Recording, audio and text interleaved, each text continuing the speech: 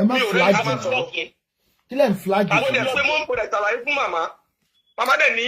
ọmọ yẹn ò àdúgbò ò gọ̀síìpù fún mi ó gbọ́ pé mo ní ajá kì í sọ̀rọ̀ ọmọ pò bú mi lórí ọ̀rọ̀ ẹ̀ kéésìsì yẹn ló jẹ́ kí. ọ̀rọ̀ wo ni mo sọ. ọ̀rọ̀ wo ló sọ fún mi à ń sọ̀rọ̀. no mama ẹ jẹ́ kí mi sọ side ọ̀dọ̀ tèmi ṣé bó ti sọ tiẹ̀ jẹ́ ká sọ lẹ́yìn ọkọ̀ kọjá ẹ̀ sọ tèmi. ní sùúrù Dorcas má dà ọ̀rọ̀ yìí wàá sọ tiẹ̀ wọ́n bá wọn lọ́rọ̀ jẹ́ kí n sọ tèmi wàá sọ tiẹ̀ nígbà tí mo wá bá ẹ nínú inbox o blast mi again ni tó lọ́wọ́ èèyàn ò ní mọ̀ nǹkan tó ṣẹlẹ̀ wọ́n á ní Alujo ibìtẹ́ àkíníkan mo wá bẹ́ ó sọ̀rọ̀ sí mi ẹni à mo dẹ̀ wò pé kí ni mo tún lè ṣe mo dẹ̀ kọ́ gbogbo wọn tó ń bú mi yẹn. kó tó wá bá mi lórí WhatsApp yẹn kí ló ṣẹlẹ̀ lórí Facebook. Don't be playing my game, you know. Excuse me, mama. Èmi àti ẹ ti ní argument lórí Facebook comment section ẹ. Kó tó di pé wá bá mi lórí WhatsApp yẹn ma. irọ́. Sẹ́mi pé ẹ ti miss it ṣe ọ̀pọ̀ ọ̀rọ̀ lọ́ọ̀yà là ń sọ. Irọ́.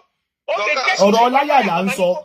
Nígbà tí mo rán yàn sí ẹ pé kí pé ẹ ti ń pẹ́ jù níbi tó wà condition yẹn ò dá. O ò ní láti blast Alujo. Pé wà tó fi connect me. Mama mo ní rọ ni mo ní bó ẹ jẹ́ kí n explain the side ọ̀dọ̀ tèmi. Let me explain my side ma. Mama ẹ lè mú lọ́ọ̀yà yẹn ẹ lè pè wọ́n. Mo máa ṣépè fún ni mo ti sọ fún ìbílẹ̀ kankan dọ́kọ́ra àwọn dà sọ́mi ò gbẹ̀bẹ̀ ni. Màmá ẹ máa gbọ́. Torí lẹ́kìnní lọ́ọ̀yà ọ̀sẹ̀ mi but ìwọ act of betrayal. Ẹ jẹ́ kí n explain the side ọ̀dọ̀ tèmi ma. Bí mo ṣe wà yìí mi ò fojú mi ò fi kan lọ́ọ̀yà kankan number one ma. Number two. Tó ní ọlọ́yà sọ fún mi pé bàtàn mú ẹ jáde. Màmá ẹ máa gbé mi báwo. Ok, Alujo wà níbẹ̀, ó wà níbẹ̀ kó Alujo ṣàlẹ̀. Ó fojú ẹ̀rí lọ́yà. Ṣé ẹbí léèrè ṣé bó ló wà lórí fóònù yìí? Ṣé ó rí mi ní Kùjé? Mo dé Kùjé. Ṣé ṣé o ti rí mi nínú sẹ́ẹ̀lì kan? I'm saying it publicly. Ẹni wò bóyá lọ́yà ń parọ́. Bóyá yẹn ń parọ́. Ó sọ pé ó níbi tán tí ẹ̀ mọ̀ gan pé ibẹ̀ yẹn páwọn adin criminal ló wà níbẹ̀. Pé òun bá wọn jagun. Ta ló sọ yẹn mà? Màmá ta ló sọ bẹ́ẹ̀ mà? Ẹ ń bá parọ́ mọ̀. Mi ì repeat ọ̀rọ̀ bóyá kó lọ wo fídíò yìí pàpàpà ẹ kó lọ wo later. Alujo kí ló bá òkè wáì tó fi bá bájọ tó ò fi kí mi fún. Àmì. Kílé tó máa ń parọ́ mọ́ mi all the time. Ṣé màmá lèmi ni mo sọ ni? Okay, màmá ẹ jẹ́ kí n sọ̀rọ̀ nípa ti lọ́ọ̀yà. Number one, I did not know whether ẹ send the lawyer or send the lawyer. Alujo sọ fún mi pé ẹ pè. Ṣó yé yín mà? Which is 100%. I don't know how to tell lies. Ìgbà tó dẹ̀ sọ fún mi pé ẹ pè. Ó ní wípé àwọn lọ́yà, ó ní wọ́n bá àwọn lọ́yà tó ń bá níjókòó. Ó ní wọ́n bá wọn sọ̀rọ̀. Páwọn yẹn sọ pé they are looking after the case. Bí mo ṣe wà mi ò fojú mi kan ẹni kankan tó ń jẹ́. Báwo ló ṣe wá lórúkọ lọ́yà mi yẹn tó wá ní ìrísí? Màmá ẹ máa gbọ́. Tó ò bá rí wọn. Màmá ẹ máa gbọ́ nà ẹ jẹ́ kí n sọ́mà. Until ọjọ́ tẹ́ ẹ sọ pé ní tẹ́ ẹ pè mí lórí fóònù tẹ́ wá play voice yẹn fún mi pókè pé this person is the person. In fact, the lawyer himself can confirm to it pé okay pé ṣé mi Dorcas ṣé mo rò ó rí Alujo you are a very wicked person.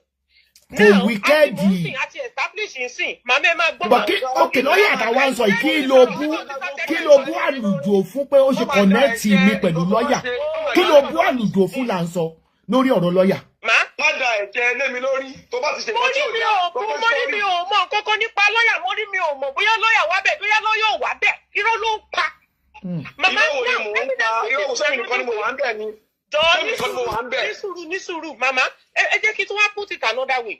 Let's now say okay pé bóyá nǹkan t'Alujo ń sọ yẹn which is 100% lie, okay? Ẹ lè mú abẹ́ Fọlákẹ́ pé kó wá sọ bí sìn. Now, ẹ wá jẹ́ ká wá sọ pé okay pé Dorcas o.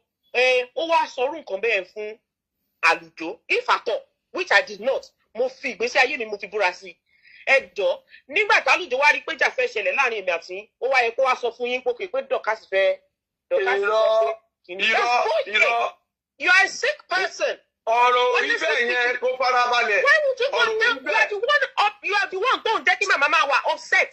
Irọ́ ló pa. Irọ́ kì í ṣe o bàtí ìwọ jáde jẹ́ o dúpẹ́ lọ́wọ́ mi pé orí lọ́yà kì í ṣe Alujo kọ́rọ̀ Alujo tó wáyé ni mò ń sọ.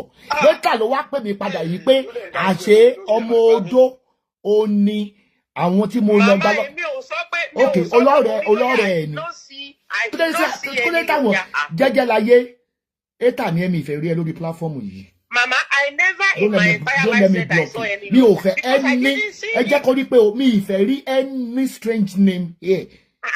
Our block name is activated. Ẹ bú mi tẹ́ ẹ bá bú mi ẹ̀ ní ṣoríire. Inú èbú lèmi ti ń dìde. I'm not fighting because to favour any one of you at that side. Mama,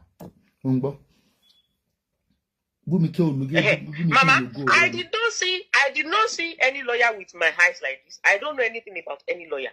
Alujo náà ló lè sọ yẹn fún wa. Alujo ló lè sọ fún wa. Ẹ̀yin lẹ play voice fún mi. That was when I knew.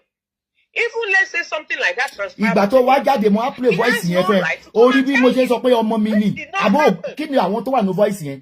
Tẹ́ni yẹn bẹ́ẹ̀ pé ṣé mo fẹ́ kó jáde mo lọ́mọ mi ni. Wọ́n fa owó agbára nù ni. Ó gbọ́dọ̀ jáde. Yebo gbọ́. Dorcas, màmí ẹ má bínú mà. For the four days òótọ́ fún ẹ. Àkọ́kọ́ màmá lọ pè mí, èmi kàn mọ̀ pé màmá. Ṣé o gbọ́? Again, nígbà tí màmá wá bá mi pé Alujo alábòsí ni ẹ tó sọ̀rọ̀ sí mi ni mo jẹ́ pé mọ́mì mi ò ń ṣe alábòsí.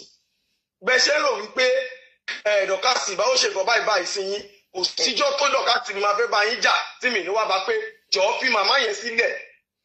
The same thing náà ni mo ṣe nígbà tí ọ̀rọ̀ yìí ń lọ mo wá bá màmá Láṣàbí mo ní màmí ẹ jọ̀ọ́ mo ṣàdúrà mo ní ẹ jọ̀ọ́ mà ẹ bá ń fi Dorcas sílẹ̀ gbogbo èèyàn tó bá ń bẹ̀jà lẹ́yìn. Excuse me lórí ìkọ́tọ̀ sọ́ọ̀sì oníkòsíkà tẹ́mi fẹ́ wá bá màmá jà tó kí ṣé wọ́n bọ̀ yìí ṣó wà òkè oníkòsíkà tẹ́mi fẹ́ wá bá màmá jà wọ́n máa ń sọ fún mi pé kémi fi màmá sílẹ̀.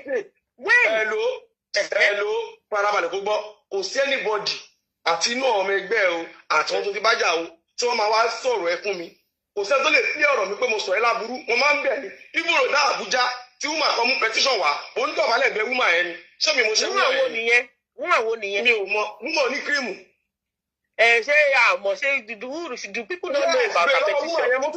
Wọ́n tún pé wúmà yẹn tí mo tún bẹ̀bẹ̀ kò sẹ́ni tó sọ pé mo sọ bàjẹ́ ẹ lẹ́yìn 100% mo lọ́yà sí ẹni ìwọ ló lọ́yà sí mi. So why did you go and lie to Mama that to me I said I don't appreciate the lawyer? Which lie? That I said I don't appreciate a lawyer. Excuse me. Ayọ̀délé and Anna tó bá tún pe anybody ní lórí burúkú ò ní ṣoríire I will block you. I will block your house. Don't abuse anybody here. Tẹ́lá fẹ́ gbọ́mọ sí. Why did you say something like pé anytime tó ní bá ní mo fẹ́ bá màmá jà when did me and you have that discussion? Hold on máa gbọ́ sọ́dọ̀ tó wà lẹ́yìn kó sọ̀tà máa pariwo kọ́ èèyàn lè ra ipò wà dáadáa. Calm down. Nígbà tí màmá sọ fún mi pé Dorcas nǹkan tó ṣe sọ wọn ó bí ọ̀wọ́n nú ọ̀wọ́n introduce lọ́ọ̀yà kò dúpẹ́ lọ́wọ́ wọn tó sọ gbogbo ọ̀rọ̀ yẹn mo ní mọ́mì kò dúpẹ́ lọ́wọ́ tí yín ni kẹ́ sọ èmi náà gbasgbos l'Abuja mo mú mọ́ra ni ọmọ yín ni ẹ dáríjì mo sọ nǹkan tó ṣe ni mo sọ. gbasgbos wo ló gbà l'Abuja. tó o sọ̀rọ̀ sí mi l'Abuja ni ṣé o sọ̀rọ̀ sí mi. wípé kí ló ṣẹlẹ̀. ṣé o sọ̀rọ̀ sí mi pé wáyé tí mo ṣe máa gba lọ́ọ̀yà tí máa yẹ kàn lọ́ọ̀yà wá ó sọ náà please gbogbo tí ó bá ṣe ti màmá ẹ sábọ̀. ṣé ẹ̀yin tẹ́ ń gbọ́ wá ṣé kò tó pé kí n bínú tẹ́ wá ń yí oúnjẹ lọ́sì ṣé mi lẹ́jọ́ ni mo lówó ẹjọ́ lé báwo ṣe ń jẹ lọ́sì kí n Dorcas ní tí mo fẹ́ jẹ lọ́sẹ̀. mo fọ́ lọ́wọ́ bọ̀bọ̀ tó ń pè lálùdé it is what they are calling you that you are. Àlùjọ kí ló tún wọ̀ náà ń parọ́ kí ló ń parọ́ fún kí ló wọ̀ ń parọ́ fún tó bẹ́ẹ̀ dájú ní lọ́ọ̀yà tí mo sẹ́yìn. màmá ẹ máa gbọ́ mà ẹ fẹ́ bìlíìfù nǹkan tí ok ó ń sọ̀rọ̀ sí you people don't want me to talk. mi ò lè yí dọ́tà kàkà ọmọ tí bẹ́ẹ̀ ni wà ní. Mama believe and excuse me let me talk. mi ò ní jẹ́ tí mo dé lẹ́yìn ẹ tó bá ti ń báyọ̀ rìn tí ó bá ti finú kọ́ bẹ́ẹ̀ ni yẹn rìn ẹni yẹn ò lè ga ọlá pé mo finú kọ́ bẹ́ẹ̀ rìn. màmá ò ṣe wá sọ́nsìn pé mi pé àwọn pé mo sọ wípé Àlùjọ sọ báyìí nípa wọn. Àlùjọ sọ báyìí nípa wọn kí ló kọ́ mi pẹ̀lú gbogbo ètò ìsọ yìí. ṣé bí àtàlùjọ ń sọ̀rọ̀ ní ọtí kéésì tó wà nílẹ̀. ìjọ ìgbà tí màmá ń sọ̀rọ̀ ni 2 years màmá ò bá mi sọ̀rọ̀ wọ́n blọ́ọ̀kì mi ni. kí ló bá mi sọ. ó náà mo sọ pé tó mú ẹ tó fi lọ bá màmá tó lọ parọ́ fún wọn sì pé mi sọ̀rọ̀ màmá. torí ìjà tó wà nílẹ̀ ní ìsìn ló ṣe bá mi sọ̀rọ̀ o ibo báwọn jà lórí lọ́ọ̀yà tí mo sẹ́ndì. point of correction mi kọ́ mo lọ bá màmá lọ pè mí. It doesn't matter if Mama called you. It does not matter if Mama called you. Hello, Dorcas, sọ́rí nǹkan tí mo sọ yìí, ó ń ṣe nǹkan tẹ́tí méjì máa ń gbọ́. kò ní ṣe pé báyìí mo gbé mẹ́sẹ̀jì mi. ẹjọ́ bá mi hold on any strange profile mo ti ń block o tẹ bá lè gba irú ẹ̀ kí bá ti sọ̀rọ̀ àwọn ọmọlẹ́yìn ọ̀nà máa bú mi Dorcas dẹ̀ ń rí Dorcas ò lè sórí yẹ wà á ní pé kí n kú sí prison I know you. had a conversation of such with Alujo. Mo sọ confirm. I did not see any lawyer. Èmi àtàlùjọ àjọ ní conversation kọ́kọ́ pé àmàmá dẹ̀ send lawyer o tí mo wá sọ wípé ṣé o yá wèrè ni kí ló dé tó ṣe kí ni I'm telling you it's a lie. Mo sọ fún ẹ mi ò lè parọ́ mú ẹ mo sọ fún ẹ pé lọ́ọ̀yà màmá ń bọ̀ lọ́la o níjọ́ yẹn gan mo sọ fún wọn godmother mi gbogbo sí ọgbọ́n ṣe fún mi wọ́n máa ń sọ torí tó bá dọjọ́ wájú o lè deny.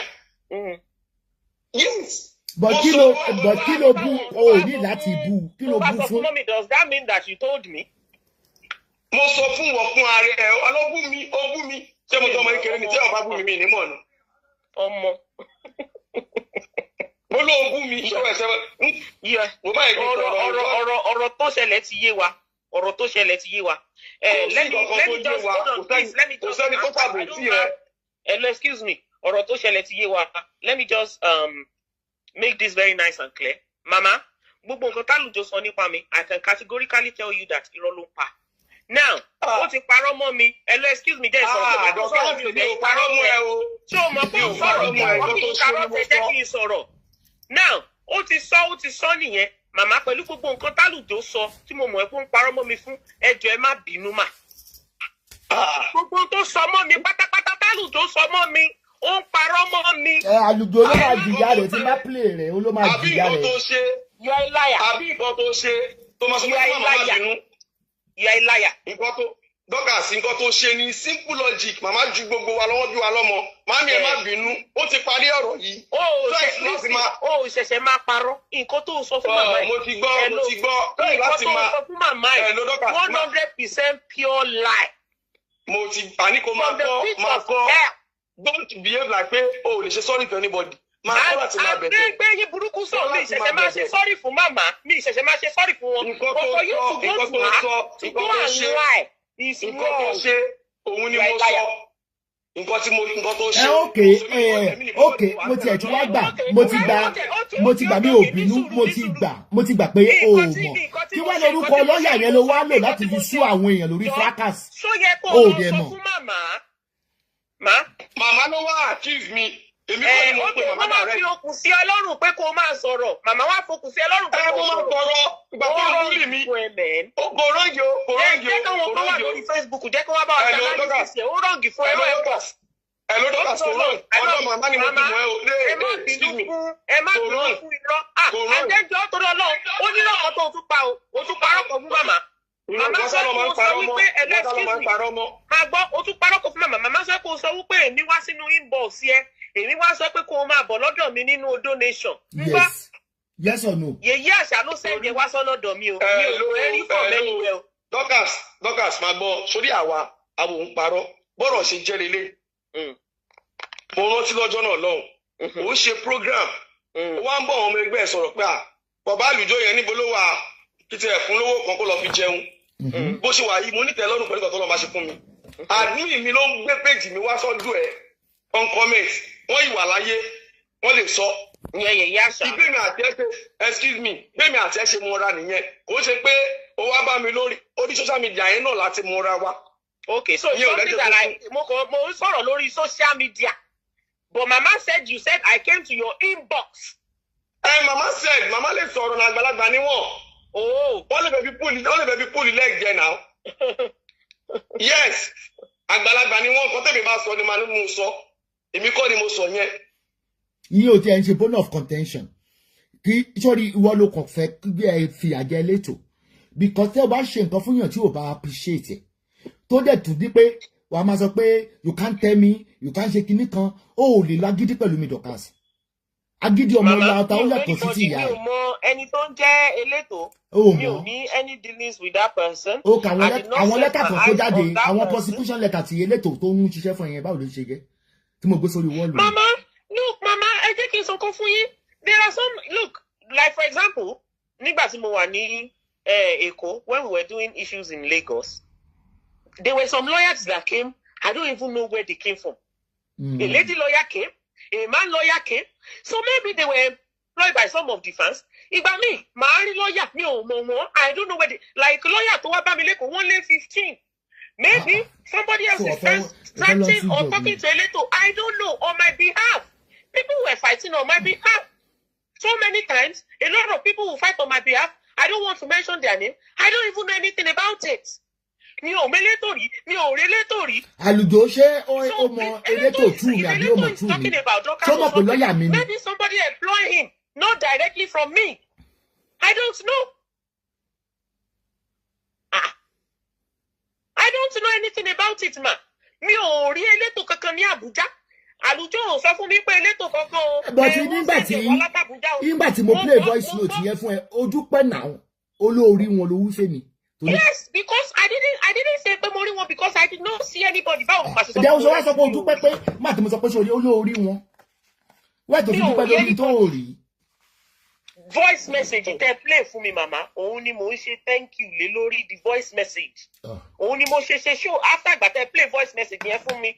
Mo sọ pé thank you. And sorry, anybody can use any lawyer. Iṣẹ́ lawyer ni lawyer ń ṣe. But gbogbo kó máa play hanky panky yìí. I didn't play any hanky panky game. Eleto is not a son. He's just a barrister. He's not a son. I've never set my eyes on him. I've never had any conversation with him. I don't know nothing about it. So maybe boya somebody else why employ one on my behalf. Yẹ kí n sọ fún ẹ, ó mọ ìyàwó ìbílẹ̀ rí because I confirmed it. So ma send the photo, mama. Photo matter. Photo ìyàwó ìbílẹ̀. Number ibi tẹ́ ti just screenshot ẹ jọ sọ̀rọ̀ rí. Tó gbé mo kàn. Even gan ìbílẹ̀ gan o. I don't do báwo ma ṣe ma screenshot the conversation mi àti I don't do that. Mama, ma send the photo ìyàwó mi àti ìbílẹ̀ as of 2016. Ma send it sí.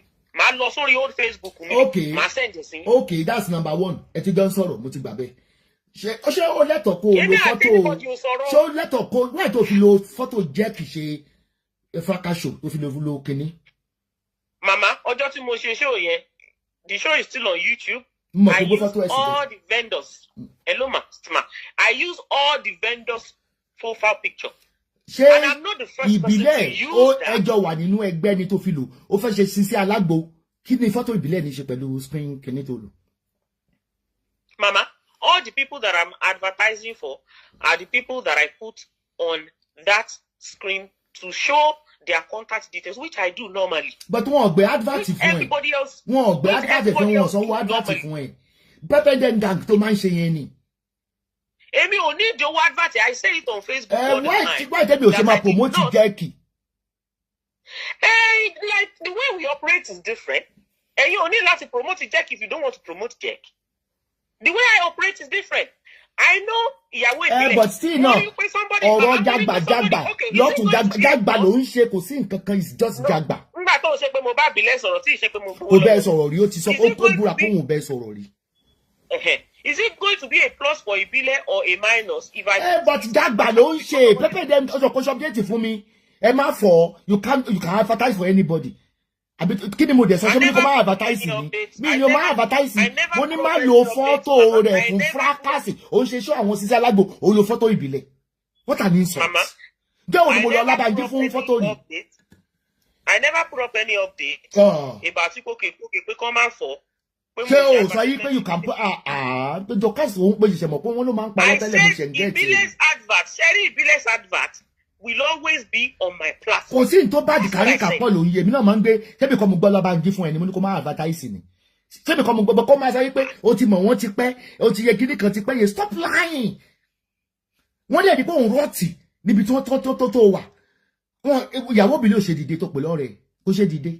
Ṣé kò ta ni ò mọ gbogbo news wanted ta ni ò gbọ́. Stop playing upon my intelligence. Èmi ò lọ Kùjé rí o, mama. Èmi tó bá wẹ̀ but Kùjé wọ́n ti wá bá ẹni lọ́ọ̀yà tí wá bẹ̀ mi mọ̀ bóyá wọ́n ti ẹ̀ wọlé. Nobody came to meet me in Kùjé. Alujo wà bí sorry mi Kùjé. Okay, that means the news of the lawyer is fake. Nígbà tí Alujo bá wà bí tó bá sọ pé no Alujo náà lò ó ní Àbújá lòun wà òun rẹ́ǹtì hòtẹ́ẹ̀lì pé òun máa lọ ń gbóúnjẹ fún ẹ bó lòun máa ń jẹ. Màámi ibẹ̀ yẹn ò ń ṣe Kùjé mo ti gbàgbọ́ nǹkan tó ń pè é. Èmi ò mọ bí tó ń pè mí ò mọ Nàìjíríà. mi ò mọ Nàìjíríà okay ṣé mi ò prevent ìjà tó Àlùjọ yìí tó làwọn ṣé mi prevent ẹ̀ ǹjọ́ kí mi jọ́ kejì pé màmá iṣẹ́ àná Àlùjọ rẹ̀ lójú Dorcas ó jọ rẹ̀ lójú.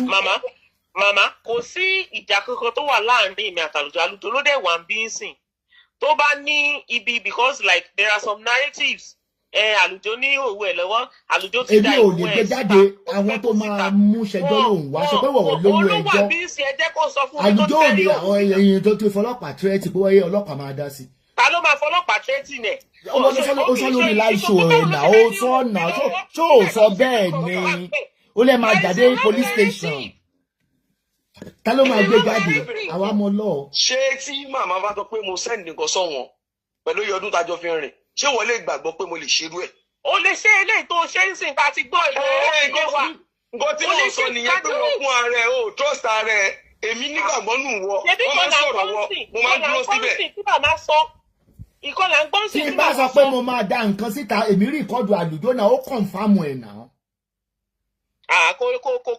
báwo ló ṣe ó ṣe máa wá kọ̀ǹfàmù òun ní òhò tèmi lọ́wọ́. kò sọ pé òun ló bò tiẹ̀ lọ́wọ́ kò lóun ló bò tiẹ̀ lọ́wọ́ kò lóun ní òwò. mi ò sọ fún màmá pé mo níwòwò ẹ lọ́wọ́ o. ó ní ọ̀rẹ́ láwọn wọlé wọ̀de. òkìkí ní iṣẹ́ olẹ́nìtì ń pa mi tó fẹ́ transfer sí wọn ni. You making it sound as if there is something with you and that is why mama is saying that. Mama change your excuse me. Mama change your ọmọyàn lọ́wọ́. tí n bá sọ pé mo máa da evidence síta lára ọ̀rọ̀ tó bá mi sọ ni because ìwọ ló jẹ́ kó bínú ìwọ ló jẹ́ kó bínú torí mo dábọ̀ ẹ̀. mo bá wò tẹ́ bá tẹ̀ ní òwe mi àwọn àgbẹ̀ jáde èmi ò mọ̀ òfin. ẹ dá síta tó bá ní text message mi kó síta jẹ́ kó rí tó wà bẹ́ẹ̀. ẹ lọ Dorcas ìwọ ló máa ń wúrú wà yẹn mi ò ń wù ìwọ ìsáyé lọ gbé ṣáàtì godmother tèmi jáde ṣé mi ṣerú ẹkùn ẹ rí. ó sọ náà ṣe messages yìí pọ̀ náà kò ṣe pé fọ́tò yìí ò bá wò. ṣó yẹ kí wọ́n ṣe irú ẹ̀ ṣó yẹ kí wọ́n ṣe irú ẹ̀. ṣé chat yẹn ṣé between you and the godmother ni or between me and the godmother. kí ni yẹn ṣe pọ̀ ẹ́ ṣé bí wọ́n ló fún mi question ìwọ ló béèrè question ó ní pé wọ́n sọ pé ẹgbẹ́ ṣé conversation yẹn mama ẹ jẹ́ kí n tún ní kàdọ́dà.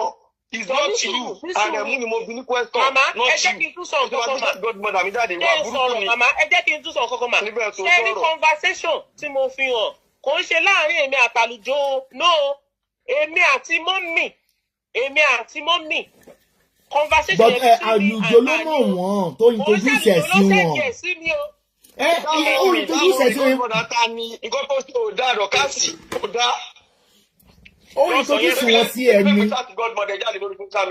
Did mommy complain to you? But wọ́n ti búlì ìyá yẹn sọ́ọ̀rì pé wọ́n ṣe tó fún un. Wọ́n búlì godmother yẹn náà.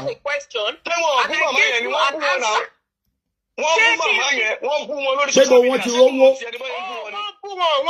Wọ́n ti bú wọn gan. Orí bó ṣe bú wọn tó. Wọ́n bú wọn. Àwọn Joyce àwọn máa yé gbogbo wọn ni wọ́n ṣe show. Ipe bolo ti rí 90,000. Náà wọ́n bú màmá yẹn olóde. Wọ́n bú náà wọ́n ṣe show fún un. Dorcas gbogbo tó ń wá lọ. Tó bá bú wọn ṣé wọ́n mọ ẹni tí mẹ́sẹ̀jì ẹ̀ yìí tó bá bú wọn ṣé wọ́n mọ ẹni tí mẹ́sẹ̀jì ẹ̀ jẹ́ tó mọ ẹni tí mẹ́sẹ̀jì. Ibi wọn ló béèrè question. Kí ni wọ́n fi béèrè question tó béèrè ni mo fún ẹ ní àṣà. Question tí mo béèrè mo mọ̀ kọ́ tí mi tọ̀ oníṣòjọ́ ló kọ́lé fún mi ni kọ́ tí mo béèrè lọ́wọ́ Àrẹ̀mú nìyẹn sẹ́mi nǹkan tí mi sọ ni. Mo dẹ̀ fún ẹ ní answer to that question.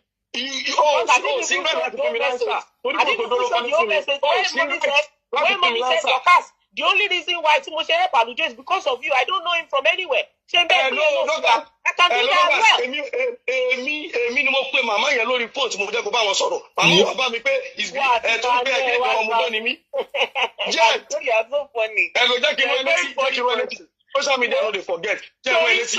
Bí màmá wa bá ẹ ní church, hold on. Wọ́n ló pe wọ́n dẹ̀ ń bá mi sọ̀rọ̀ constantly every time. Hold on. Ọlọ́run ló gbogbo tó sọ yẹn Ọlọ́run ló ń láyàn jẹ́ sọ̀kọ́ kọ́kọ́ fún ẹ. Wọ́n ní màmá yẹn wá bá ẹ nínú ṣọ́ọ̀bù ẹ for the first time. Gbogbo tó bá wọn program ẹ lọ́jọ́ yẹn wọ́n á máa gbọ́. Torí godmother Alujo ti wá sí ṣọ́ọ̀bù mi o. Ìjọ yẹn ló mọ̀ wọ́n one on one. Stop lying. Oh please stop that nonsense. Wọ́n ti ra nǹkan lọ́wọ́ mi before that time. Wọ́n lè máa ra nǹkan lọ́wọ́ ẹ tẹ́lẹ̀. Jẹ́ kí n sọ fún ẹ just like ti ìyàwó mi lẹ́tọ̀ sọ yẹn náà kò mẹ́rí confam ni ó ṣe pé kò mẹ́rí ó lóun ò mẹ̀rí àwọn ọ̀sìn lórí Facebook wọn ò mọ tó ń ṣẹlẹ̀. Màmá ó ṣe máa lọ gbé text message godmother mi jáde. Màmá ẹ má sọ wípé you know I don't want to argue with you but I'm not going to say anything. I don't want to argue with you, ma, but I'm not going to say anything. That is a lie. That is all lies. That is all lies. And this person, let me tell you something, ma. Sherry, that particular mommy, she's actually connected to a particular celebrity. Not even Alujo or anything. Alujo kọ́ ló máa sọ story mommy fún mi o. Alujo kọ́ ló máa sọ story mommy fún mi o. Did na ma tẹ̀sí o kó lọ wádìí kan tó lọ jókòó sí. Màmá yẹn ń rajà ní ṣọ́ọ̀bù ẹ̀ jọ lájọṣepọ̀. Kó lọ jókòó sí. Jọ ń sọ̀rọ̀. Èmi mo jẹ́ kẹjọ máa sọ̀rọ̀. Stop lying. Wọ́n lọ bá a sọ̀rọ̀ náà ni. Yes, ìgbà tó wá bá mi wọn sọ pé nǹkan táwọn ń ṣe fún ẹ yìí o torí mo jẹ́ fásitì Dorcas ni wọn sọ bẹ́ẹ̀ fún mi nípa ìgbà àjọ wa ń jọ ń tọ̀ even though màmá yẹn ti help me lots of millions of naira tó gbé fóònù fẹ́ gbogbo kí wọn. Àkíkà. Gbogbo nǹkan tí èèyàn bá ń ṣe tí yóò bá sí bẹ́ẹ̀ mi ti fi màmá lẹ̀ fún ẹ kó máa mú wọn lọ. Alujo jẹ́ kí n sọ̀kan fún ẹ sórí ibi tó ti. Ó ní láti sọ anything mo ti fún wọn lẹ̀ fún ẹ máa mú wọn lọ. Màmá ẹni kó jẹ́ kí n sọ̀rọ̀. Màmá mú wọn lọ. Mọ̀mọ́ mi, màmá, ṣe rí ibi táyà. Sorry, but wá tó yẹ pé nǹkan ní nǹkan ló máa ń wọ̀ ẹ́ lójú náà. The same story tí àwọn onífákàsì náà, àwọn dìkàpì yẹn náà, nǹkan ní nǹkan ni. Màmá kò mátà, ẹ jẹ́ kí n sọ̀rọ̀ fún Alujo. Ṣe rí ibi tí nǹkan ò ti yé Alujo ni. Téèyàn bá ṣe nǹkan fún ẹ tó ń bá ẹ sọ̀rọ̀ all the time. All of a sudden, tó wá ṣe kí ni, tó bá rí ẹni yẹn, or bóyá tẹ́ni yẹn ò bá bá ẹ sọ̀rọ̀. That doesn't mean that the person is no longer with you. But ìgbà tó wá introduce ẹ̀sẹ̀ kò wá yẹ kí o lọ máa fẹjọ́ ẹ̀sùn kó máa rojọ́ Àlùjọ ní burúkú fún un. Báwo ni màá ṣe lọ rojọ́ Àlùjọ ní burúkú fún un? Ó sọ pé ló bá fẹjọ́ òun sùn ìyá yẹn gbogbo gbà ó sọ lórí orin ẹ̀ náà. Èmi àti ìyá ebó ló mọ orin ìyá tó ń kọ káàkiri. Ṣé ókè kí ló dé tí ò sọ pé mo fẹjọ́ òun sun yèyé àṣà? Àwọn méjì tí mo mọ̀ mọ́ nìyẹn. Kí ló dé tí ò sọ pé mo fẹjọ́ òun sun yèyé àṣà? Ṣé orí Facebook ni màá ti pè wọ́n lórí Facebook nígbà yìí torí Facebook ẹ wá gbọ́dọ̀ Àlùjọ no of course.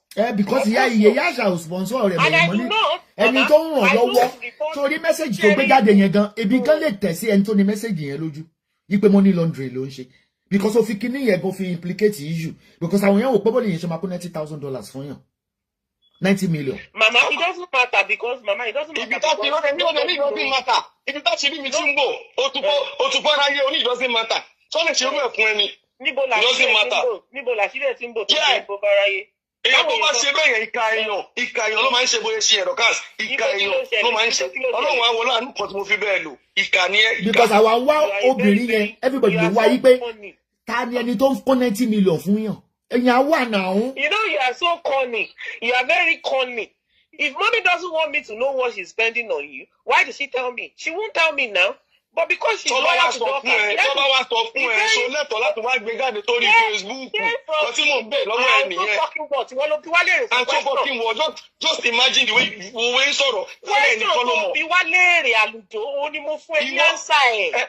Dorcas, ṣé mo dárúkọ ẹ pé Dorcas? Ṣé mo dárúkọ ẹ? Ṣé mo dárúkọ ẹ? Okay, tell me. Ìgbà tó wá gbé jáde,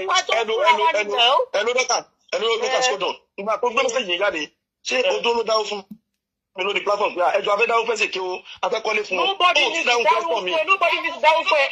Màmá yẹn jẹ́ kó yẹ wípé ìgbà tó lọ sálàgbọ̀n táwọn ọkọ̀ tí mo ṣe ń sọ̀rọ̀ rẹ̀. You are not there. Ṣé o ti ṣe ṣé o sọ̀rọ̀ pẹ̀rí ni? O ti ṣe ṣé o sọ̀kùnrin rẹ̀ rí? Excuse me. Hello, nǹkan tí màmá sọ nílé yọ̀rọ̀ tèmi ò yí padà.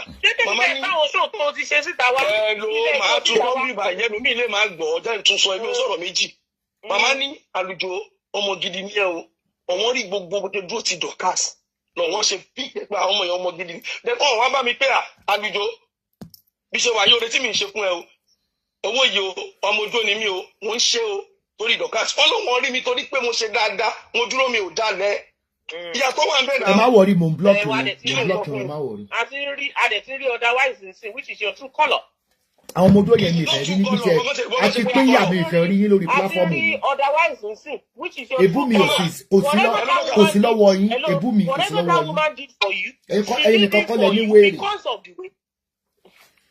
Ẹ tó bá lọ́pọ̀ lọ ni mo ń bá ṣe. Tó bá rí 3 colour mi sìn, tó bá rí 3 colour mi, torí pé wọn náà ti ṣe 9 colour ni ló ṣe rí 3 colour mi. It doesn't matter. I don't care whatever you say. Tí wọn náà bá ti kí I don't care about nǹkan tí wọn fi dẹ lóhùn. Irọ́ tó lọ pa fún màmá ewé, òun nìkan ni my concern. Èmi ò parọ́ fún màmá ewé. Otherwise, irọ́ ló pa fún màmá náà. Màmá ewé wà ń bí báyìí. Tó bá pẹ́ mo dá anything fún wọn, ó wà ń bí nǹkan tó ṣe ní mo sọ. I didn't say mo ní irọ́ tó lọ pa fún wọn. Nobody is talking about that. Mi ò parọ́ fún wọn, Dorcas. You black mi l'Abuja. Irọ́ tó lọ pa fún wọn. Ogún mi torí lọ́yà, ogún mi ò sọ̀rọ̀ sí mi. Pàtí màmá wa sọ ẹ̀dùn ọkàn tí wọn ìpínlẹ̀ sọ tèmi fún wọn pé màmá bí same lawyer tó dẹ̀ fẹ́ bá Dorcas jà ẹ má bàjá mà ó ṣe bẹ́ẹ̀ fẹ́mi náà ẹ dáríjì ọmọ yín ni nǹkan tí mo sọ fún wọn. Ó nígbà tó ti mọ́lé nítorí tiẹ̀ ó ló pa fóònù láti wọ olóyè òun dẹ̀ pé Fọlákẹ́ náà Fọlákẹ́ ní pé kó má gbé kọ́lẹ̀ gbogbo nǹkan báyẹn náà kò dá kéèyàn jẹ́ ingrate màmá kò ń ṣètò èmi náà ṣe ti Àlùjọ mọ́lé o wọ́n ti competition ẹ̀ sílẹ̀ wọ́n fi wọ́n o. Dorcas hold on. Excuse me. Dorcas and then lọ́bẹ̀rẹ̀ tí mo lọ síbi ọ̀nà ọ̀dọ́. but ó jẹ́ nítorí tiẹ̀ kò jẹ́ nítorí tiẹ̀ òun dúró tiẹ̀ l'Abuja náà ó ṣe ń yẹ lọ fún ó dúró tiẹ̀ náà. Mami ẹ má bèrè lọ́wọ́ Dorcas pé ta ló pè mí wá. Mami ẹ má bèrè lọ́wọ́ Dorcas pé ta ló pè mí wá sí Abuja. Who is talking about Abuja? We are talking about the genesis of the whole thing from Lagos.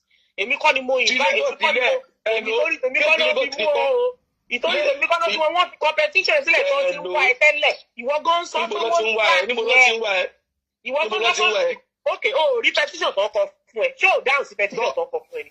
Dorcas kò ṣe torí ìyẹn torí kéèsì ọba ńlá ní etí Èkó àti yanjú ìyẹn ti lọ ọ̀rọ̀ Abuja má pàtó mọ́ tẹ́kọ̀ọ́. They didn't write petition for you in Abuja. You didn't see your petition there. But ètò ẹ̀ náà ní gbogbo ogun tó rí náà. Dorcas. You did not see your petition in Abuja. Question mo béèrè. Máa gbọ́ petition wà l'Abuja o kò sí l'Abuja o ta ló pè mí lọ sí Abuja. Ẹ má wọrí mò ń blọọkì wọn. Àwọn ọlọ́pàá tó pè ẹ lọ ni kó o bi léèrè wo lèmi tó ń bi léèrè question. Ọlọ́pàá kan ló pè mí o ìwọ ló pè mí lọ Abuja ìwọ ló pè mí lọ. Kí ló wá lọ answer sí nígbà tó dé Abuja. Nígbà tó rí mi lọ́wọ́ tẹ́ ẹ rí pé mi mò ń gba wájú mi mò ń gbẹ̀yìn wọ́n lè tí fọ́tò mi nọ́mà bá wá tẹ̀lé nìyẹn. O lọ answer sí petition tó ń kọ. Answer wo ni mo answer sí kí ló wà nù nǹkan tó kọ. It's not because of you it's because of you. Kí ló kọ síbẹ̀. Èmi ò mọ̀ wọ́n lọ jígbèjìgbè ṣé wọ́n jígbèjìgbè ni. Ok ìbejì yẹn ta ló ṣe sáré sí ìbejì ṣé mi ni. Olú mo ń sọ ìgbà wọn lọ jíbejìgbè ṣó jíbejìgbè just because ṣé wọn kọ síbẹ̀ pé o bú ọ̀gá àwọn màálù wọn kọ síbẹ̀ pé o bú. So what you talking about? Ṣé ní ti actually kò mú petition tiẹ̀ wá o dáhùn sí. Ọ̀gbẹ́ni má dárúkọ ìyẹn mọ́tò tó wà nílẹ̀ yìí. Ṣé ní dárúkọ ẹ̀ ṣé kò sínú wọn? Nígbà tó ń sọ ẹ́ pòkè tó lórí Dorcas náà ṣe kí ẹ lọ sábùdá. Are you whining us? Mami ẹ má bínú mà mami ẹjọ́ mà mo fẹ́ kúrò níbí báyìí mà torí tí mo yé wá bí. Ó máa wọ́ nǹkan mọ́ nǹkan ni mi ò dẹ̀ fẹ́ kí ọ̀dá ọ̀ràn sí mi lọ́rùn. Mami ẹ má bínú mà mo fẹ́ kúrò níbí báyìí mà. Ó dàbọ̀ irọ́ pọ̀ màmá nǹkan tí mo fẹ́ sojú pé ẹ má bínú lọ all the things tí Àlùjọ sọ nípa mi irọ́ ló pamọ́ mi no truth whatsoever inside it. But kéèsì tó ń ṣẹlẹ̀ náà ni pé to be an ingrate òun náà lọmọ yẹn náà dẹ̀ ń sọ oore tí wò lè ṣe fún yàn tó ń bá ṣe fún ẹ always appreciate it. Don't throw that person under the bus. Kò sóore kankan tí anybody ṣe fún mi. Mi ò hó anybody ní ẹni oore. But ó jókòó tẹ́ ẹ̀ l'Abuja náà. Ìbò ló ń gbóúnjẹ lọ fún ẹ l'Abuja. Nígbà tí òun mú bó ṣe máa fún mi lóúnjẹ l'Abuja, bó ta ló ń fún lóúnjẹ l'Abuja. Èmi Dorcas, òun ló ń gbóúnjẹ fún mi l'Abuja. Ẹ sọ fún èèyàn ńlá ló ń gbóúnjẹ wá fún mi l'Abuja, gold plate náà fi ń gbóúnjẹ wá fún mi mẹ́. Àbò olú Àlùjọ máa fún mi lóúnjẹ l'Abuja. Ṣé story kan ni gbogbo oṣù ló ń sọ náà? Wọ́n ṣe wá sọ pé wọ́n á fẹ́ mi lóúnjẹ l'Abuja. Kí ni ìtumọ̀ ràìfúnlé ọmọ Akíìmù àbí kí ló wà lọ́dọ̀ ẹ̀yẹn Ràfíìs kí ló tó fi wọn nínú inbox tó bá ti rí àwọn tọ̀dọ̀ ẹ tó máa kọ́mẹ́ǹtì táwọn tọ̀dọ̀ ẹ bá kọ́mẹ́ǹtì mi ó fún wọn lówó nínú ìfún mi. That is a lie. It's true wọ́n gbé sí pé gbóni sórí kọ́ọ̀ bá tó pé wọ́n. Ibi tẹ́lẹ̀ yóò sí màmá Ọlọ́run ọba ó ṣe kí ni ó wà ń bẹ̀ gbogbo ẹni tó sọ yẹn ṣó speaker ẹ̀kan tí mo sẹ́ndì sí ẹ̀ ń kọ́ speaker ẹ̀kan tó ṣe ṣó nǹkan tó gẹ́ tó bímọ yẹn mo sẹ́ndì ẹ̀ sí David tó ní bí wọ́n ti sọ fún wa pé ká má máa lọ síbẹ̀ yẹn always guide your course kí ni gbogbo yẹn ṣé wọ́n lò ń kún followers mi ni. Màmá mi ò rí kankan tẹ send. Mo send ẹ̀ sí ẹ. David Infinity, ó pè mí, please you can't deny this. Ó lè lọ́kẹ̀ but kò ní right láti máa sọ̀rọ̀ pọ̀nà àwọn ọmọ ewé. Ṣé àwọn ọmọ ewé wá? Ṣé àwọn ọmọ ewé pe speaker ẹ̀ ní tó ń sọ̀rọ̀ ẹ̀ tó ń put down àwọn ọmọ odó? Who is he? Màmá, ìpadàbọ̀, màmá jẹ́ kí n sọ nǹkan fún yín tó ṣẹlẹ̀. And ní bíbí yìí, bọ̀dá rẹ̀ mú, it was never wrong. Tó bá fẹ́ bá ìpadàbọ̀ jà mí òwò show yẹn, ó lè bàjà. Ó gbà tó pèsè ọ̀dọ̀ Adé. Ó ní kí ló máa ń ṣe àwọn ọmọ ewé yẹn náà? Kò fẹ́ dá fún ìyàlá ìyá ẹ̀ ni. Èmi ò sí bẹ́ẹ̀ mi ò gbọ́ yẹn. Ó lè sí bẹ́ẹ̀. David Adé sọ pé òun ní kinní yẹn. Adé ló lè answer sí yẹn mà. Adé ló lè answer sí yẹn mà. Kí ló kàn àwọn ẹgbẹ́ ìyàlá ìyá ẹ̀? Bó lọ mi gbére kan ti ń wá. Wọ́n gbogbo dátà sẹ̀ bó ti bá ibi tó ti download ẹ̀. Kó máa sọ pé kí ló máa ń ṣe àwọn ọmọ ewé yẹn náà ya wèrè ni. Ìwọ fẹ́ máa control ọmọ ewé, òun náà fẹ́ máa control ọmọ ewé. Ní ìsìn àjọ sí papọ̀ mi ò bẹ́ jà. Oníkálukú mi ìfẹ́ rọ́mọ odó lọ́dọ̀ mi. Ibi ká lé wọn kó tó lé wọn, mi ìfẹ́ rí wọn lọ́dọ̀ mi. So mo ti dáríjì ẹ o. Ó ṣe bá bínú mo mọ reason tí mo fi bínú. Because mi àfà tí kò bọ́mọ yẹn jà. Wípé why tó fi gbé lọ́ọ̀yà mi wá. Lọ́ọ̀yà yẹn ló dẹ̀ ń lò. Àwọn náà fọjẹ́ kí n play ìgbà tó wà disgrace mi ní court náà kó ti ní Esabod pa. Ìwọ ò lè ṣe fún mi láílájọ cause I know you. Kì í ṣe pé gbogbo nǹkan tó ń ṣe náà lòun right because mo wí pé èrò ti pọ̀ jù lórí ẹ̀ kò sórí kankan tó ń ṣe fún mi Dorcas. Màmá gbogbo àwọn tó wà lórí mi yẹn èmi ò rán wọn. Ẹ mọ̀ pé tẹ́ bá ti ẹ mọ̀ pé mo máa ń sọ fún yín pé mi ò rí yàn. Kò sẹ́ràn lórí tèmi because mi ò rí wọn. Èèyàn ò bá bú mi lórí Facebook, mo ń sọ fún wọn lórí Facebook, anybody má jìjà mi, mo máa ń sọ fáwọn speaker all the time. Èmi ò rí yàn, mi ò wo show, mi ò mọ téèyàn sọ ń pa mi, kò move me from here to there. Nothing moves me. Wọ́n sọ̀rọ̀ anybody yẹn kò move anybody. But kó máa sọ pé àkáwọn ọmọ odó rí mi ọ̀dàlẹ̀ mélòó lè ra wọn. I never said anything about somebody remain on their lane. I never said that. Nígbà tí ọmọ tó ṣe show yẹn, ọmọ tó bí bímọ tẹ́ gbowó fún ní Amazon, ọmọ tẹ́ gbowó fún Amazon ṣe show yẹn tí wọ́n sọ pé tó pé màmá ń sọ̀rọ̀ níjọ́ tí Adé pé sórí show mi ló jáde pé kí ni wọ́n lọ ṣe lọ́dọ̀ mi. Èmi ò mọ nǹkan kan pa ìpàdé. Ó mọ̀ David Infinity sọ pé mo bínú pé mo sẹ́ni fídíò yẹn sí ẹ. Ó pè ẹ́ ó dẹ̀ pè mí. Ó pè mí náà. Ó ní wọ́n ló kọ́ ló rán wọn. Kò ń ṣe mi Dorcas mi ò rí. Nǹkan tí mo bá rí ni mo lè answer sí. Mi ò jókòó kí n máa wo everybody's show from morning till night. Like somebody ti pé mi ò níṣẹ́. No, I can't do that. Mi lè jókòó kí n máa wo everybody's show. Some things I don't even see it. Mi ò rí. Okay, show yẹn máa wá tó bá sọ̀rọ̀ tán nísìn. Máa play show yẹn torí mo kọ́ tẹ̀. Máa play show yẹn. Okay ma. Bí ìbá ṣe pé tó ń sọ ó ní pé ìbí wọ́n ti sọ fáwọn pé káwọn má wà sọ́dọ̀ tèmi. Ẹ̀yin wo. Mi ò mọ nǹkan pẹ̀ mà. Mi ò mọ nǹkan kan pẹ̀. Àṣà àwọn tó wà lọ́dọ̀ ẹ̀ ọmọ ewé ni wọ́n mi ìdẹ̀ kí ẹ̀mí ìgbówó lọ́wọ́ wọn rí mi ò jí sòro wọn. But wípé kéèyàn jẹ́ ingrate kó dẹ̀ bí kò smart kó fẹ́ já nǹkan gbà lọ́nà èrò kó tó máa fi spite. Mi ò ní yẹn mi lè gbà. Kò sí nǹkan kan màmá kò sí nǹkan kan anybody ní. Kò yẹ kó o fèsì ìgbà tí mo kò yẹ kó o fèsì nígbà tí mo sọ fún yín pé wáyé tó fi máa lo ambassador mi fún fracas photo ẹ̀ o shop date now. Only I can post anybody. I didn't use him. There is mama. When it comes to adverts, okay, everybody is in fracas. Anybody that speaks about Ibile's adverts, they are in fracas. Why so did you? So okay, bí mo ṣe lo photo. Oh, ṣe lo photo jẹ́ kí bí mo ṣe lo photo mi. Why Ibile photo? I did. Ló fi ṣe fracas. Mo check lọ́jọ́ yẹn ó wà ńbẹ̀. Lo jẹ́ kí báwo Ibile ìṣẹ́gbẹ́ anybody ni. So orí kẹ́mi fi wọlé ni. Pẹ́pẹ́ dáńgì ló máa ń ṣe ó dẹ̀ máa bẹ́ẹ̀ débì kan èmi ò ní sọ jù bẹ́ẹ̀ lọ. Èmi ò yé ètì ẹ o, but change your way. Sórí pé wọ́n jàgbà tó ń sọ pé kíní kan mo máa ń blame ẹ̀ náà ń gbà yẹn náà nǹkan kan báyẹn. Ó jẹ́ ti ṣe sọ́dọ̀ tèmi. Àwọn tó wà lọ́wọ́ mi gan ṣé mo ti jẹ wọ́n tán tó máa ń jàgbà ṣé màmá ṣe empowerment màmá fáwọn èèyàn lówó ni. How much ló wà lọ́wọ́ wọn tó ń jàgbà? Bá ní 50 million lẹ́ni màá rí gbà lẹ́ni náà kí ló wà lọ́wọ́ wọn kí ló ní tó ń jàgbà. Nígbà tí mo ní ráìtì láti sọ̀rọ̀ nípa tìbílẹ̀ tó pé èmi ni the first ambassador lórí social media. Mo ebi òde ló fọ́tò ìkankan nínú wọn fún fracas.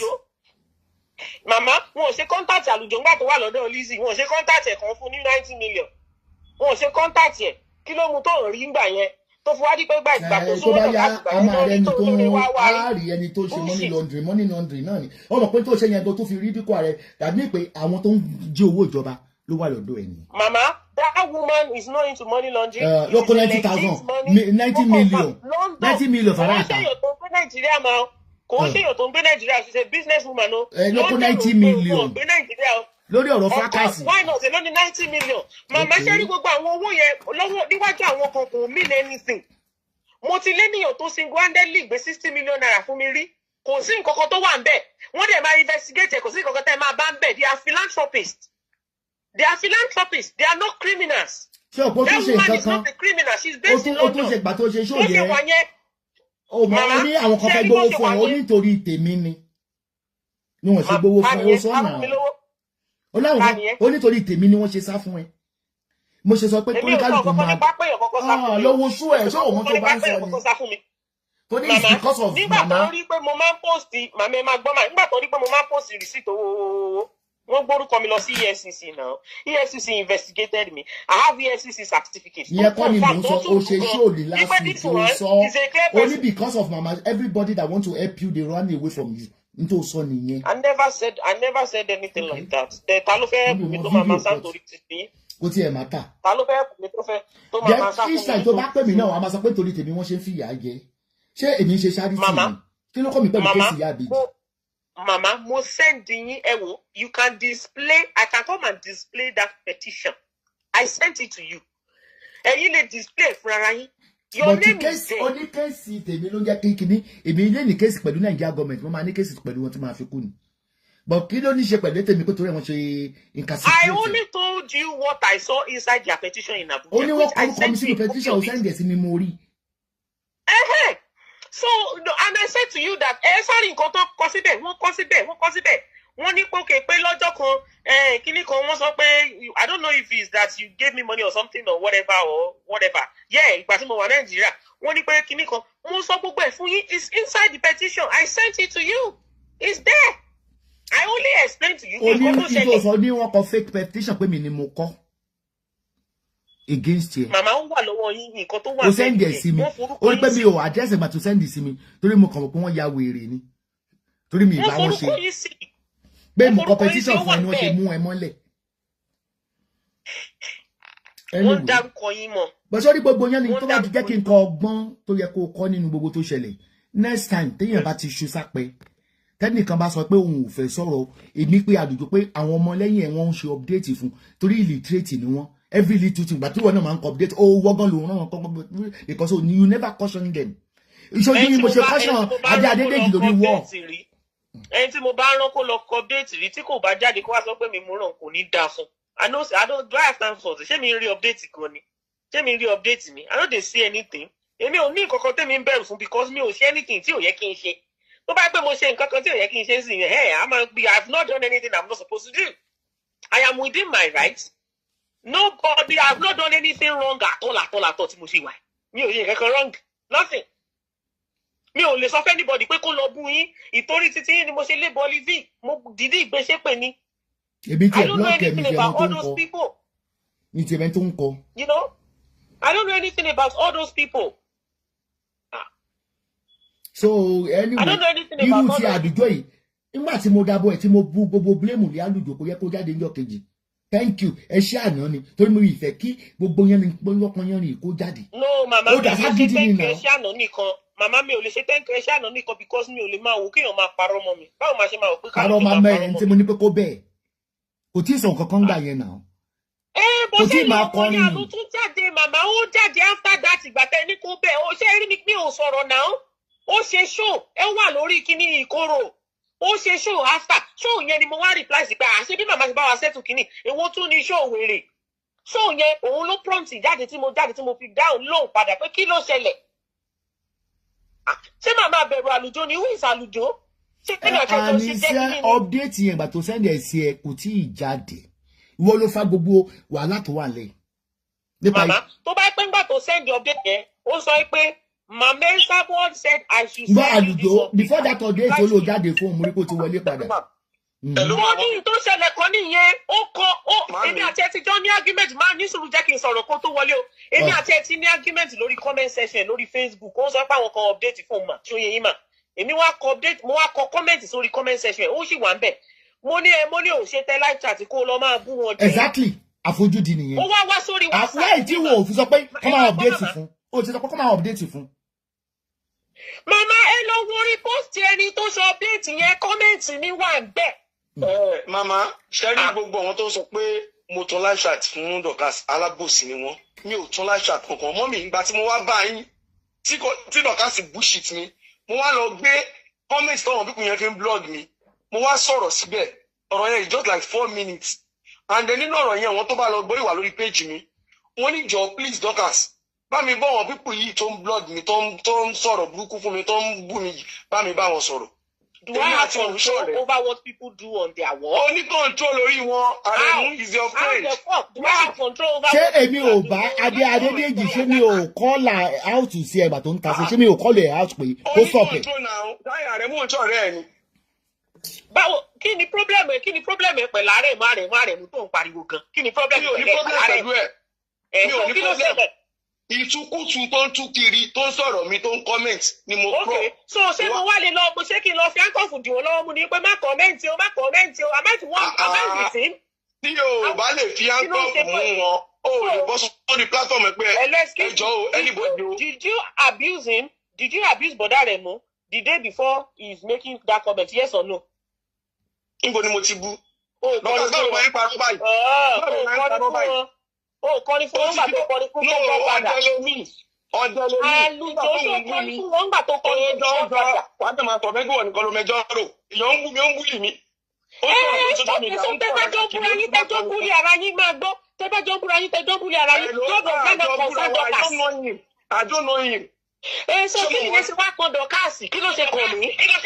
Nǹkan tó ṣe kàn yẹn gangan ọwọ́ ara ẹgbẹ́ ẹ̀ kò sì béèrè. Kí ló kàn mí àti béèrè? Nígbà tó ti bú wọn, tó ti bú ẹ padà, kí wọ́n tún lọ máa dúró léèrè. Ṣé ọ̀rọ̀ ni? Ṣé you have to listen to yourself? Báwo ló ṣe kàn ẹ́ tó lọ gbé sáà godmother jáde? Ṣé wọ́n ni mò ń bá wí? We are not talking about godmother's chat now. For put that aside. Orí Bọ̀dá Rẹ̀mú bú ẹ, ìwọ bú Bọ̀dá Rẹ̀mú bú ẹ padà. Ó wá bú wọn, ó tún wá ṣe sóò lórí Facebook.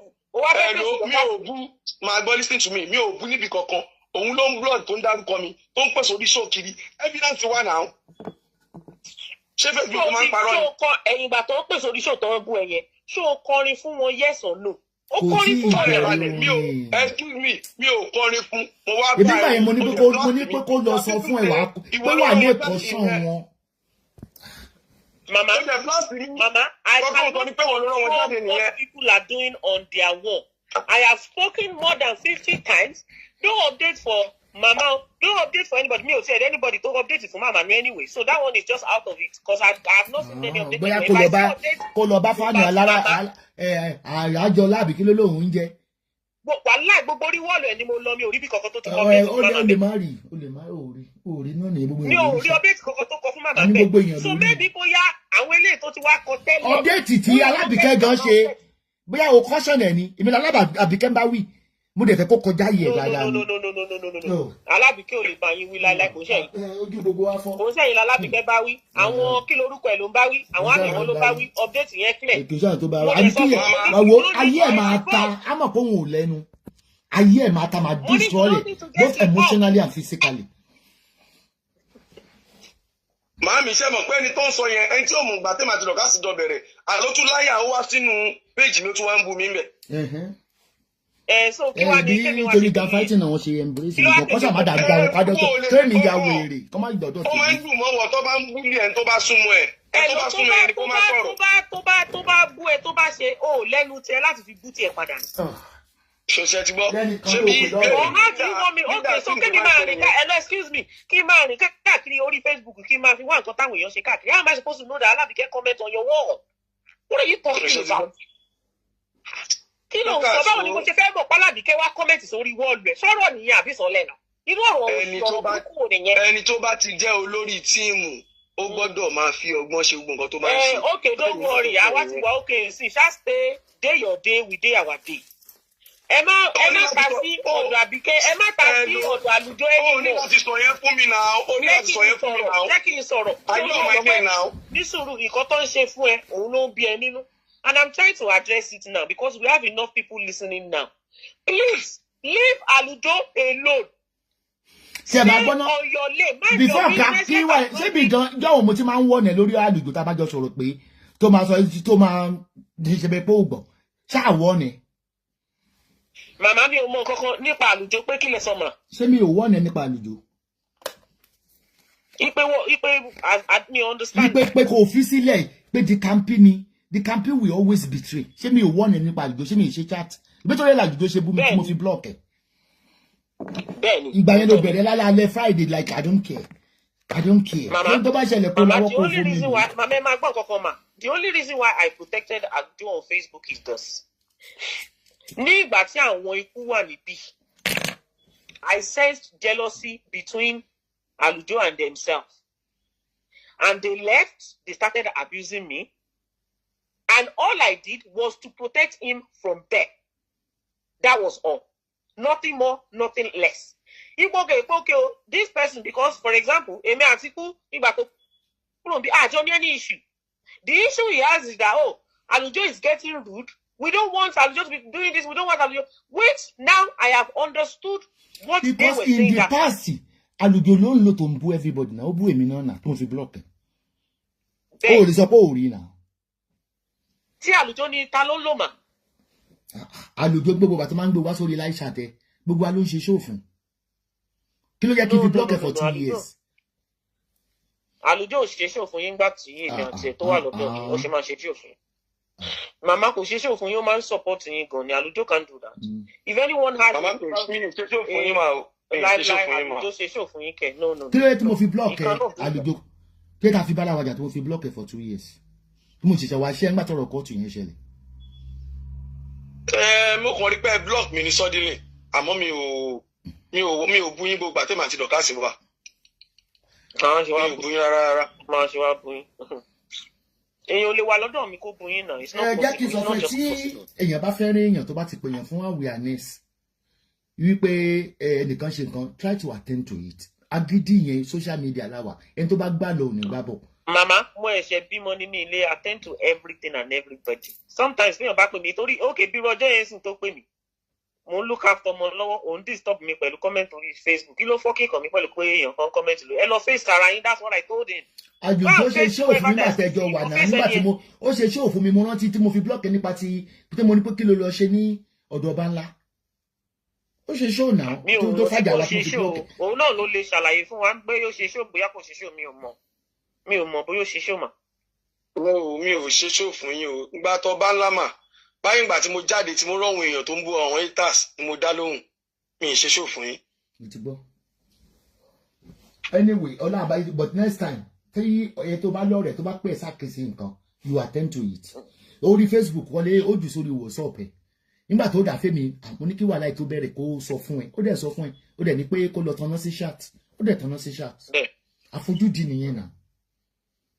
Because mi ò kò lè máa gbé ibi tán ti ń bu wọ́n ṣe kinní kan tó bá bu tó bá ṣe kó lọ contact wọn náà. Kó contact àwọn tó bá ń bu náà.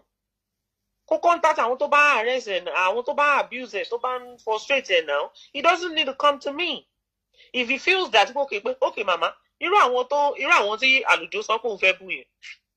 You see on Facebook you don't know. Òun fẹ́ bú wọn, àbọ̀wọ̀n tó ń bú mi, point of correction. Máa gbọ́ jẹ́ kí n sọ̀rọ̀. On this Facebook, you don't know who is who. Gbogbo àwọn tó ń sọ yẹn, tí mo ti sọ̀rọ̀ tán ni kí ló ṣe bọ́ọ̀lì. Ọ̀hún èyí ló kọ́kọ́ ń bú mi, ká máa package ọ̀rọ̀. Then nígbà tí Àbíkẹ́ tí ò ṣí ti pẹ̀lú amẹ̀bọ tó dúró tí ẹ̀ rí, ṣé o tún rí yẹn náà? Ìta ni Àbíkẹ́. Màmá yẹn ọ̀rọ̀ Alábíkẹ́ àtàmẹ̀bọ ọ̀rọ̀ wọn ò kàn mí. I'm not responsible for whatever. So like people saying something. Do you know that they used to all be students there before? I don't know anything about them. Alábíkẹ́ ò ń ṣe student amẹ̀bọ mi ò gbóhùn ẹ̀dọ̀ mi. Mi ò mọ nǹkan tó pa wọ́n pọ̀, so kí ni máa ṣe? Ṣé kí Alábíkẹ́ kò tiẹ̀ tó dípò pé ó súnmọ́ mi, òun àti amẹ̀bọ náà ti jọ ń bára wọn jà. So kí ló wá fi máa jẹ́ pé business tèmi ni màmá ló máa kọ́ṣán Alábíkẹ́ òun àti ọ̀rọ̀ amẹ̀bọ kò kàn mí náà. Kò kàn mí, mi ò mọ nǹkan kan tó pa wọ́n pọ̀. Èyí tó pa wọ́n pọ̀ ní kan jọ sort out, mi ò mọ̀. But ìtọ́ pè ní team leader nìyẹn. Ìtọ́ pè ní team leader yẹn máa ń ṣàtúnṣe kí wàhálà má bàa ṣẹlẹ̀. So no, anything tó bá fẹ́ ṣẹlẹ̀ láàrin wọn màmá kó máa ṣẹlẹ̀ kò kàn mí, mi ò sí ń bẹ̀. Mi ò bá wọn sí ń bẹ̀ gbà tó ń jọ ń bára wọn jà, mi ò mọ̀ tó pa àwọn méjèèjì pọ̀. Màmá orí wọ́ọ̀lù amẹ̀bọ ibẹ̀ l'Alábíkẹ́ ti bú mi torí mo lọ bú ní pé kí ló dé tó wá síbi tó wá ń bú amẹ̀bọ ṣé o ṣe èrè ní ṣe lè ya ìwò èrè ni ó bú mi bẹ̀ dáadọ́ gbé mi ṣe pé ó ṣe yóò fún mi.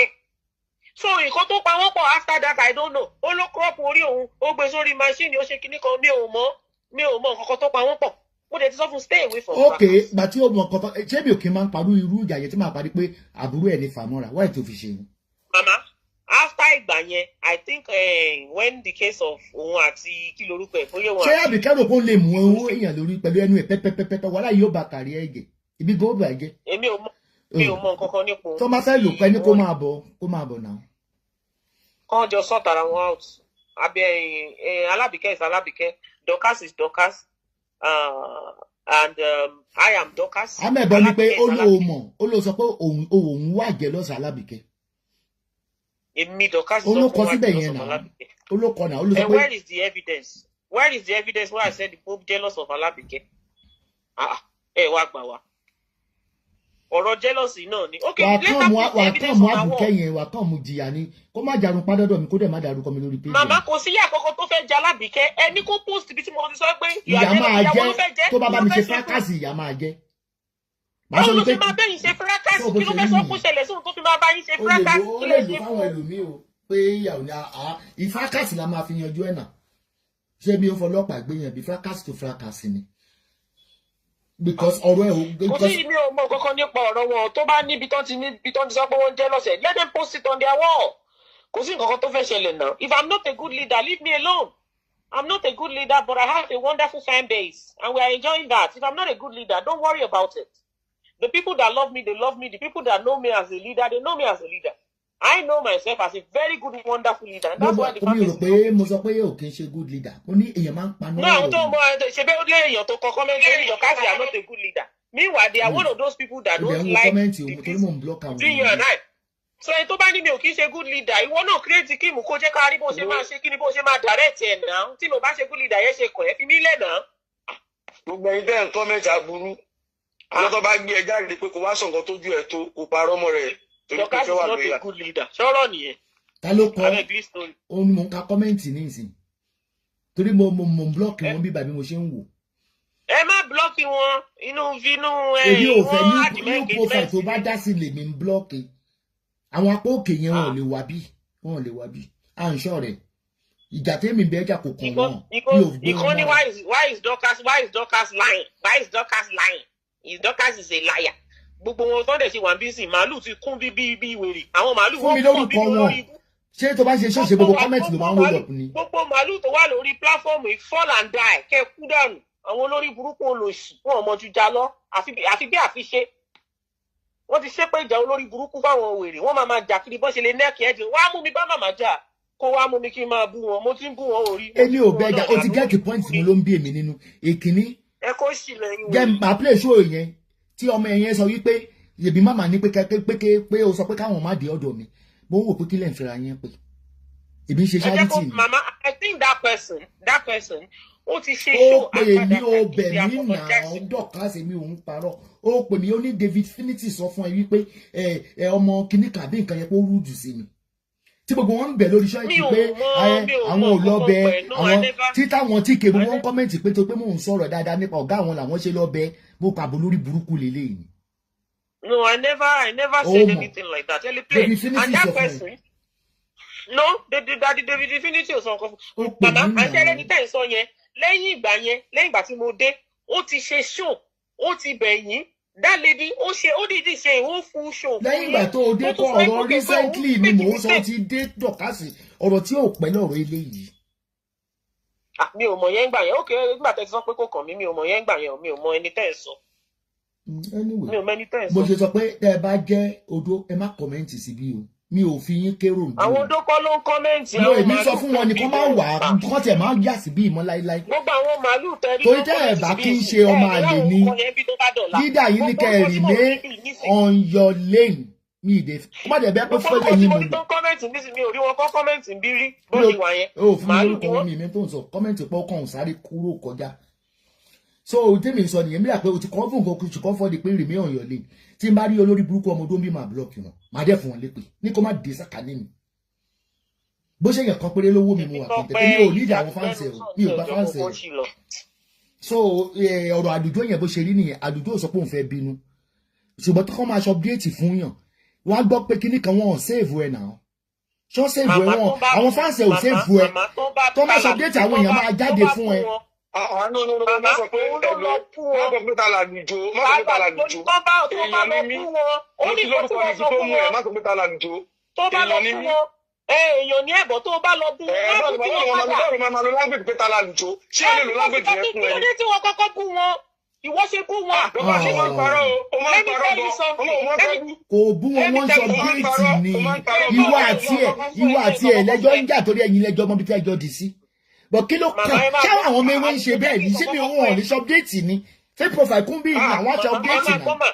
Mami ní ọ̀sẹ̀ ìbájá privilege tí wọ́n kàn lọ ẹ̀ ó ti olóyìn kan lọ́bẹ̀ tí ń ṣe pé ó ti gbalẹ̀ ó ti ṣe kíní kan gbogbo kọ́lẹ́tì wọn wà mẹ́rin wá.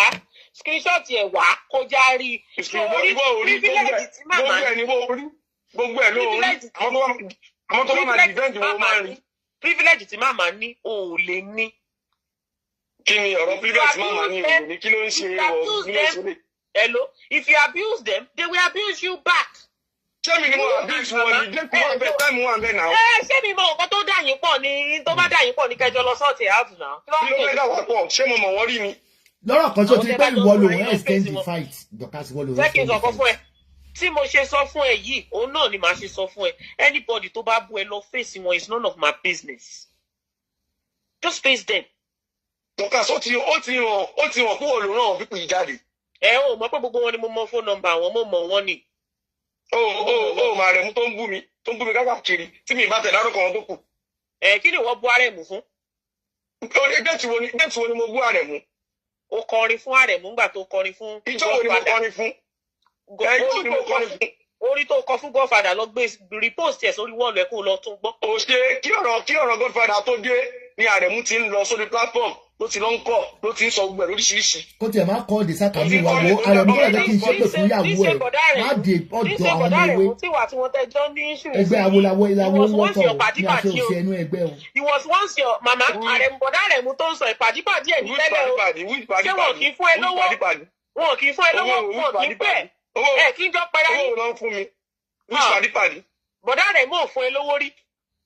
Ẹ lo tó bá fún mi lówó owó pé kí lọ ṣiṣẹ́ ni gbàgbé. Iṣẹ́ kí ni just hold on ó fẹ́ oníbàárìkì lọ ṣe nǹkan kan ó fún mi lówó tó fún mi lówó nìyẹn ni ṣé mo jọ bẹ́ẹ̀ gbà. Kí ni Bọ̀dá Àrẹ̀mú ní pé kó o lọ ṣe tó ń fi fún ẹ lówó. Abeg leave me jọ ó fún mi lówó mo wá tọrọ owó lórí ń bọ̀ ìsí ẹni. Àbóríyàn tó lè wá jáde nínú ọmọdé pé mo wá ní bọ̀sùn mo wá tọrọ owó. Màmá ṣé mọ nǹkan tó ṣẹlẹ̀ nípa ọ̀rọ̀ Bọ̀dá Àrẹ̀mú àti Àlùjọ ẹ jẹ́ kí n sáré explain ẹ̀ fún yín mà. Màmá ṣe rí lọ́jọ́ yẹn mà Sister Adé wọ́n ń ṣe ṣó yẹ yín mà. Bọ̀dá Àrẹ̀mú wá pè sórí ṣó yẹn pé èmi ni mo lé Àlùjọ lẹ́yìn Dorcas. Nǹkan tó fà tálùjọ fi bọ́ síta tó fi ń kọrin tó fi ń bú wọn nìyẹn. Bọ̀dá yẹn did not do anything to you other than pé nǹkan tó gbọ́ pé wọ́n sọ pé mi ni mo lé nígbà tèmi àti Daddy Infinity jọ sọ̀rọ̀ ṣó ò repeat ẹ̀ ni ipò wọn sọ pé Bọ̀dá Àrẹ̀mú wá sọ pé ló ń lé ẹ. Did you not say it? Sórí Daddy Infinity nǹkan tó ṣe ni mo sọ yẹn mi ò ń parọ́ mọ́yàn. Má máa change ọ̀rọ̀ tí mò ń sọ ọ̀rọ̀ tí mò ń sọ ọ̀tọ̀ ní tó ń sọ ṣé nǹkan tó ń sọ kún bí ẹ nínú kọ́ nìyẹn. Listen to me èèyàn ló ń bú mi ó kọ́mẹ́ǹtì ó ń bú mi ṣé kọ́mẹ́ǹtì wọn àgbọ̀ tí ń bú mi náà. Èmi respect màmá ò lè sọ yé kíyàn stop nǹkan ká continue máa kó gbẹ jáde nísìn. Anyway ẹ̀yin méjèèjì ẹ̀yin lẹ́jọ́ lọ Ọ̀yọ́ tẹ́tọ̀ yọ̀bọ̀ ẹ̀yin lẹ́jọ́ mọ́ra yín mi ò mọ̀ kankan nù yín ju orí social media lọ ẹ máa jà lọ èmi ti sọ tèmi mo ti sọ tó ń bí mi nínú pé kéèyàn jẹ́ ingrate kò dáa.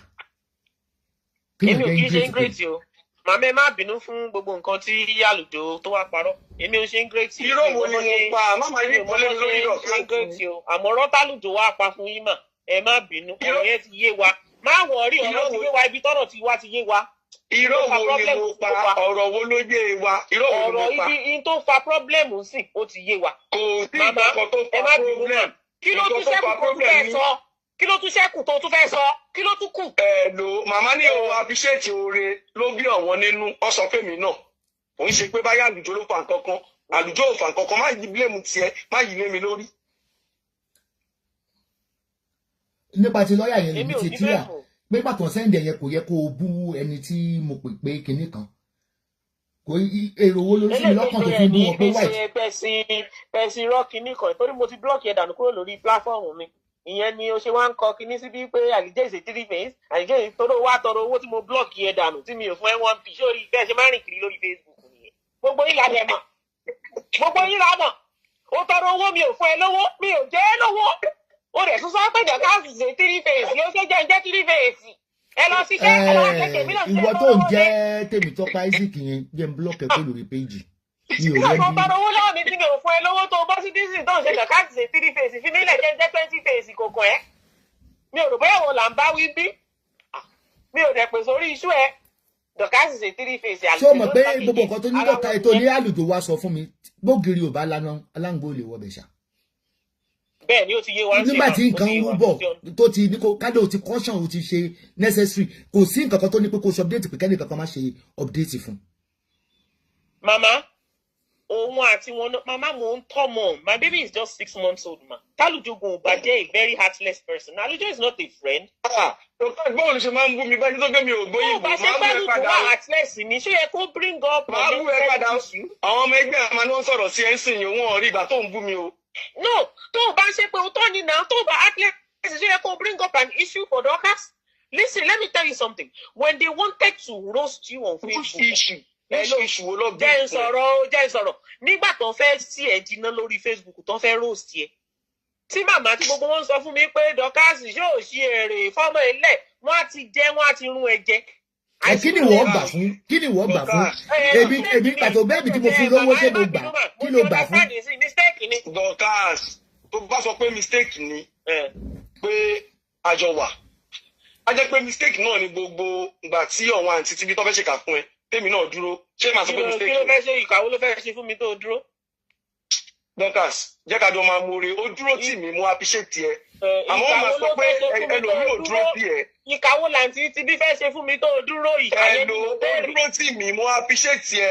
ìkàwé ni wọ́n fẹ́ ṣe fún mi tó dúró èmi kò máa hype. má máa sọ wípé èèyàn kò ní sùúrù ok gbogbo yí ẹ̀ tájọ fi wọ̀ pa nísìnyí ò dúró tì ẹ mi ní kankan mi ṣe fún ẹ. kí ló dúró tì mí àjọ alágbọ̀n ìgbà tá alágbọ̀n kí ló ṣẹlẹ̀ ṣé kí ni o lè polówó jẹ kó o polówó mu kó ní ká òkú wọ́jọ́ máa tì wá mọ́lé mi kí ló ṣẹlẹ̀. ní sùúrù àwọn wèrè fẹ́ jẹ wọ́n fẹ́ mú wọn fẹ́ lẹ̀ wọ̀n. Mrs. Olówó Mrs. Olówó ní sùúrù ṣé mò ń gbà sálá. actually Àlùjọ orí yẹn sọ ìgbà tó ń jẹ gbogbo ẹ̀ tẹ́ bá jọ lẹ ẹ̀wọ̀n lóòótọ́ kò ṣe nǹkan kan ìjẹkújẹ ló gbẹ débẹ̀ ìjẹkújẹ àtọjú kòkòrò. tó o bá gba sálárì kí ló kó wá wọn ò bá tiẹ̀ mọ́ kiri mọ́ jẹ́. TK lábẹ́rẹ́ lórí platform TK mo ń rọ́ bí ti tiẹ̀ náà get out from my platform kí n tó block ẹ̀ I don't want to near me TK àṣẹ give away yìí. àwọn ẹbí alẹ̀ wọn àwọn ọmọ alẹ̀ wọn. nítorí tí yín ò dúró nínú ìfọ́mọ ojú ń bí ẹ ya wèrè ni. tí Dorcas bá fún mi nǹkan màá gbà màá dé appreciate wọ́n fún mi ni kò sẹ́ni tó máa fún nǹkan tí ò ní gbà. tó bá dẹ̀ lọ ẹ̀wọ̀n lórí ẹ̀ náà kò sí tó bá dì í àbí tẹ́yẹ̀ bá mọ̀ jẹ́ ló ń pààyàn. mọ́mí ọlọ́run níjà arógun ẹ̀wọ̀n ọ̀rọ̀ sẹ́ẹ̀lì àbí sẹ́ẹ̀lì kọ́ lè mi sọ ó tó dọ̀rọ̀ sẹ́ẹ̀lì ṣé mi ò ṣe nǹkan mi ò dúró tòun rí ni. òun náà dẹ̀ dúró tí wọ́n lẹ̀ tí wọ́n náà mọ̀lé. no màmá ẹ jẹ́ kó sọ bó ṣe dúró tì mí ó dúró tì mí in what manner in what sense. màámi ṣe rí ẹ̀dá tí ó bá sọ pé òun nìkan lòun máa ń ṣorí fẹ́ dà torí tí wọn náà máa jẹ ló ṣe dúró tì torí pé òun rí oore ń bẹ ló ṣe dúró tì í ṣé àwọn spíkà mi tí ó dúró tì wọn tí wọn mọ alágbọn nítorí jẹ lójú ẹ náà. ẹ jẹ́ kó sórí olórí burúkú tó ṣe fún mi ó lè wo ni kí lóore tó ṣe fún mi bá mi kájọ. wọ́n ti máníjà náà máa lágbọn. ẹ̀hún náà ní tẹ́ ẹ jẹ lójú orí. oore wo ló ṣe fún mi. nígbà tẹ́ ń gbowó tẹ́ ń rẹ́rìn ẹ̀ mọ̀. irọ́ màmá mi gbowó lọ́wọ́ Dorcas màmá ẹ jẹ́ ká gbàgbé ẹ̀ mà ẹ jẹ́ ká gbàgbé ẹ̀. ó lóun ṣoore fún mi tá lóore wèrè. Dorcas àti dúpẹ́ ìwọ ló ṣoore fún mi a dẹ̀ ti dúpẹ́ lọ́wọ́ ẹ̀ tí wọ́n bá ti bá ṣoore fẹ́yàn náà kí wọ́n má sọ̀rọ̀ ẹ̀dọ́ lọ́hùn àti dúpẹ́ ẹ ṣé mà. no oore tó ṣe fún mi ẹjọ bá ń sọ mo fẹ́ gbọ́ ni mo fẹ́ máa wọn list of oore number 1. mi ló ní ìbáwí ó máa gbọ́ mọ̀ pé mo ló ní ìbáwí òun ní ìbáwí ní tí wọ́n ti ń bá mi wí báyìí. oore number 1 wọ́n fẹ́ mi náà kò lè sọ oore tó ṣe fún un kò ṣeé sọ Tèmítọ́pẹ́ àìsí kó tún ti bá èmi mo bá yẹn. Màmá, ẹ jẹ́ kó sọ orin tó ṣe fún mi. Ṣé ẹni tó ti fọlọ́pàá threatening? Ìwọ tó fọlọ́pàá threatening mi. Olóhùn ọlọ́pàá máa gbé mi. Gbogbo ayé ẹgbàá mi lọ́wọ́ dọ̀kásì o. Irọ́ ọlọ́pàá bá gbé mi lè dá sí. Ní tó jẹ lójú ẹgbà tó ń jẹ sínú ẹbí tó ń kọ fújì, ó mọ̀. Mọ́mí mo tún mò ń gbẹ gbogbo ayé náà ni. Nígbà Fọlákẹ́ tó wọ́n ti mọ̀lé tó ti bọ̀ bí ṣé wọ́n ti yàn mọ́lé lọ́dọ̀ tèmi rí? Mi ò léèyàn o, dọ̀kásì ìyá olówó tí ló máa fọlọ́pàá gbé mi o, gbogbo ayé ẹ ṣàánú mi o. Mama Eshegoma, thank you so much for your for mediating peace, ma. Thank you, ma. Anyway, èmi á lọ dìbí ti lọ́ọ̀yà kẹwù yẹn elétò tó ló ti sọ pé all the lawyers are millions you don't know. Adẹ̀rín lẹ́tà tí elétò ń kọ on your behalf. Màmá, tẹ bá rí bí lọ́ọ̀yà ṣe wà, ẹlòmíà kan wà á níbi báyìí lóhun ti wá. Ẹlòmíà wá níbi kì í ṣe elétò big lawyer ni big barrister ni tó ní ṣe ń bà. Àwa bẹ̀ pé always say come and accept the fault. That is the problem I will continue to have with you. O mọ lọ́ọ̀yà mi yẹn gbogbo irọ́ ni. Mi ò mọ Jésù mo fi ṣẹlẹ́rìí o. Mi ò mọ ẹnì ó dẹ̀ mọ ti bílẹ̀ náà kò ṣe nǹkan kan. Kò ṣe nǹkan kan. Wọ́n ní kì í dé bá ní ká yẹrí oyè tó kára òwò ni ó kárẹ́ ẹ̀dẹ́ ni. Kò sí nǹkan kan bẹ̀. So Ọlọ́run bá wà tàlùjọ yanjú ẹ̀. Àlùjọ ò bá tì mọ́lé ní tó jẹ ló débẹ̀. Yes. Ní tó jẹ ló débẹ̀. So God bless you. Okay, bye. Yes, ma. Ṣé kò máa. Ṣé o fídíò tí mo sọ?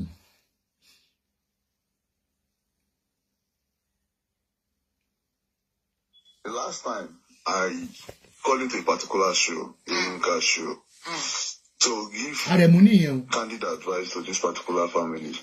But unfortunately, some gullible listener, they turn into fracas. Simply because why? It was this, they thought Dorcas. And this has nothing to do with Dorcas, rather than facts. We are trying to advise this particular family. Wait, matter to continue to resolve on Facebook. Should be actually in the past, it will lose settle. But in this particular family, maybe you know my J yato po. Point ti wà nìyẹn. Ọmọ mẹ́fà ló wà lọ́wọ́ ẹ̀. Báwo ló yẹ fẹ́ ṣe? Báwo ló fẹ́ gbà? Bó fẹ́ lọ́kọ́ ọmọ kó tó máa bá yá àwọn ọmọ jẹ́ ni. Because obìnrin wo ni kò lè dá tó ọmọ mẹ́fà? Ká tó sọ ọmọ máa ti ga tó lórí dúró. Ọmọ máa mú lẹ́wọ̀n àdìpọ̀ máa mú lẹ́sàn ọmọ. Ṣé ẹ mọ̀ pé yàtọ̀ sí pé ọkùnrin báyọ̀ gbé ọkùnrin òfowó lẹ̀, impact ọkùnrin lẹ́nu léwu yàtọ̀. Báyìí ni ó ń bọ̀ ẹ̀, I will report to your daddy, I will do this, daddy. Ọmọ máa ní bẹ̀rù. Ẹgbẹ́ ọ̀tọ́ mi ò gbọ́ fídíò ní kẹ̀sì wọ́n fẹ́ sẹ́ndẹ̀ sí. Ọmọ máa ṣe nǹkan tó wọ̀n nílò níbẹ̀rù. Agbára mélòó ni ìyá fẹ́ ní tó bá pariwo tó bá pariwo sùn. Òun gan ní tó bá ní ìwọ ọmọ kékeré mọ̀ pa family. Adarí mo sùn. Ta ló fẹ́ máa fọlọ́ ọmọ mẹ́fà? Ọkọ̀ máa take advantage situation tó bá wà ní. That is what we are trying to say. Nobody is there, Akim is right or Farida is right. Ìyẹn kọ́ ló wà important. Nǹkan tó wà important ni pé kọ́ kóra wọn kúrò lórí social media. Kọ́ lọ bá olórí ẹbí wọn. But ẹlẹ́nu bífẹ̀ gbígbá arú ẹlẹ́nu orúkọ nínú ewé ní sọ ń bú àwa ẹ̀. Kò lọ́kọ́ ńlé náà tó bá yẹ kó nílò àwa fẹ́. Kò ní máa lánú kó máa bú wa. Mo ṣúọ̀ pé ọkọ ẹ̀ ò lè tó mi. Gbogbo nǹkan tó fi jù ọlọ́mọ àbíjọ ọkọ ẹ̀ lọ. But àwọn small circle kan wà nínú ewé ní sọ yẹn kó máa rí pé wọ́n ṣáà máa ń fẹ́ instigate the problem between Mama and Dorcas. Wọ́n pọ̀ ó dé. Will you shut up your mouth? You are an idiot. Èmi ò ní dìkàmpì àwọn dìkàmpì ló máa ń jà kiri. Bí n bá gbé post sí orí wọ́ọ̀lù mi, orí kọ́ mi wé kán kọ́mẹ́ǹtì bẹ̀rẹ̀. Lẹ́nu ẹ̀. Àbí ojú bó ṣe jù ẹ lọ ni. Tí ọ̀gá ẹ̀ tẹ́ bá ń gun ọ̀gá yín àbí ẹ̀ ń gun ọ̀gá yín gàràgàrà, ó ju ẹnu yàrá ya ẹ lọ.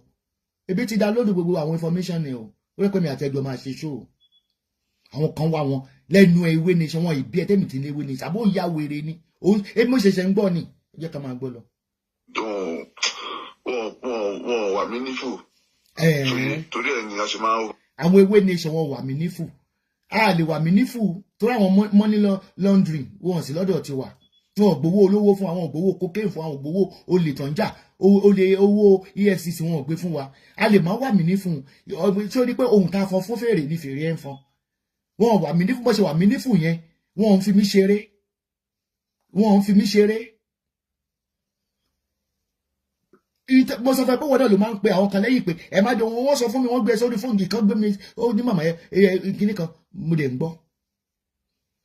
Ó yá wèrè ni ó lọ control àwọn odó ó ń ṣí èrè ni kò dẹ̀ ní dáa fún ìyá continue. Alujo kò bá dẹ̀ jẹ́ pé màmá ta máa lọ sórí platform màmá máa always welcome wa so a máa ń neglect abáyé pé wọ́n rí tó bá rí opportunity. Olórí burúkú ẹ̀ ṣáwọn odó ń ṣe update fún mi ni ṣáwọn odó ló wà mí ní fún ṣé mo ń ṣe give away bí ni àbí lẹ́kìsà mo kó jọ. Tí n bá mú ẹ àfíìsì tí n bá mú ẹ máa bẹ ẹgà lọ́dọ̀ àìsí l'Amẹ́ríkà. Bí kan dájà lẹ̀ wọ́n á expand ẹ̀ bí wọ́n máa rí nǹkan yàtọ̀ sí bí lọ́kà. Ẹ jọ ọmọ ewé wo ló ń dájà lẹ́nu.